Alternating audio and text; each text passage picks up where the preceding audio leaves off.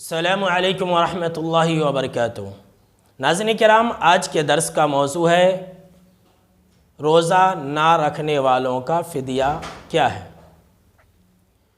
قرآن مجید کے اندر اللہ رب العالمین نے سورہ بقرہ کے اندر جہاں روزے کے احکام و مسائل بیان کیے ہیں، وہاں پر اللہ رب العالمین نے فرمایا فَمَنْ كَانَ مِنْكُمْ مَرِيضًا أَوْ عَلَى سَفَرٍ فَعِدَّةٌ مِّنْ أَيَّامٍ أُخَرَ، کہ جو شخص رمضان کے مہینے میں بیمار ہوں یا پھر سفر پر ہوں، فعدۃ من ایام اخر، تو رمضان کے بعد کے دنوں میں وہ انسان گنتی پوری کر لے۔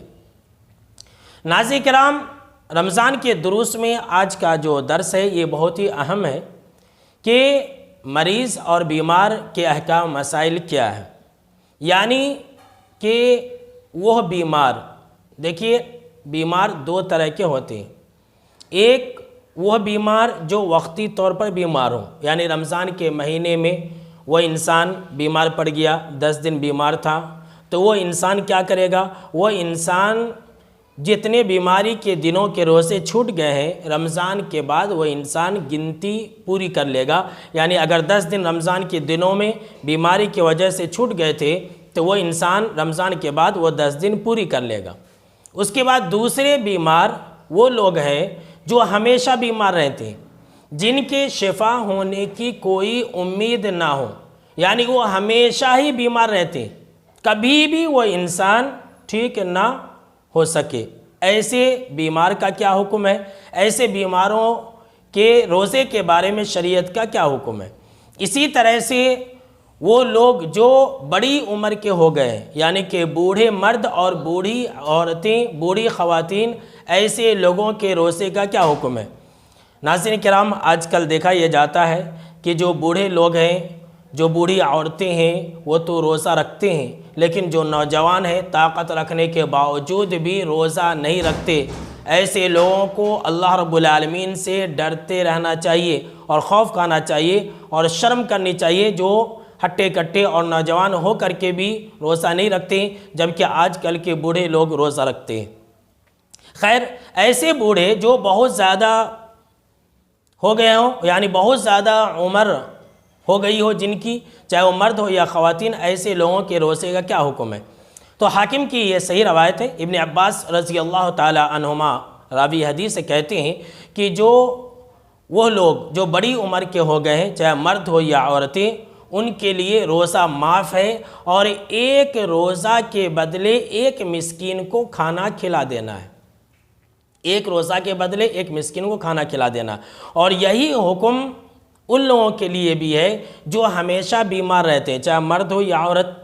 یعنی جو بہت زیادہ بوڑھے ہیں، وہ چاہے مرد ہو یا عورت، اور جو ہمیشہ بیمار رہتے ہیں، ان کے روزے کا حکم یہ ہے کہ وہ ایک دن کے روزے کے بدلے ایک مسکین کو کھانا کھلائیں گے، ایک وقت کا جو پکا ہوا ہو۔ دیکھیے، اکثر جو اہل علم ہیں، اکثر جو فقہا ہیں اور اکثر جو محدثین ہیں، انہوں نے کہا کہ مسکین کا مسلمان ہونا ضروری ہے۔ یعنی روزے دار جو بڑے عمر کے لوگ اپنے روزے کا فدیہ دیں گے، جو بیمار اپنے روزے کا فدیہ دیں گے، وہ مسلمان مسکین کو دیں گے۔ اس کے بعد دیکھیے، مسکین کو کھانا کھلانے کے دو طریقے ہیں۔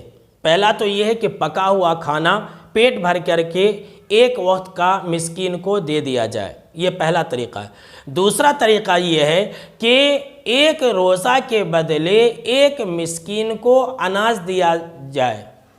کتنا اناج دینا ہے؟ نصف سا۔ حدیث کے اندر آیا ہے نصف سا۔ نصف سا کا مطلب ہوتا ہے 1.25 کلو۔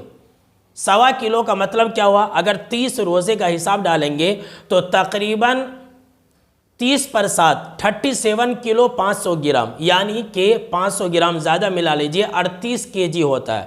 30 روزے کا 1.25 کلو کے حساب سے جو فدیہ بنتا ہے وہ 38 کلو ہوتا ہے۔ تو اس کا طریقہ یہ ہو کہ انسان 38 کلو اناج، گیہوں ہے، چاول ہے، یہ کسی مسکین کو دے دے۔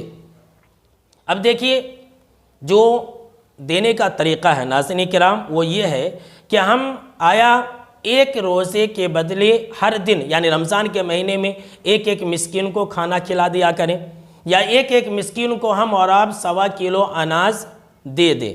یہ ایک طریقہ ہے۔ دوسرا طریقہ یہ ہے کہ رمضان کے آخر میں ہم 30 مسکین کو جمع کریں اور پھر کھانا کھلا دیں، یا پھر ہم رمضان کے آخر میں 30 روزوں کا جو 1.25 کلو کے حساب سے نصف سا، جو 1.25 کلو کے حساب سے اناج بنتا ہے، وہ ہم اور آپ اناج دے دیں۔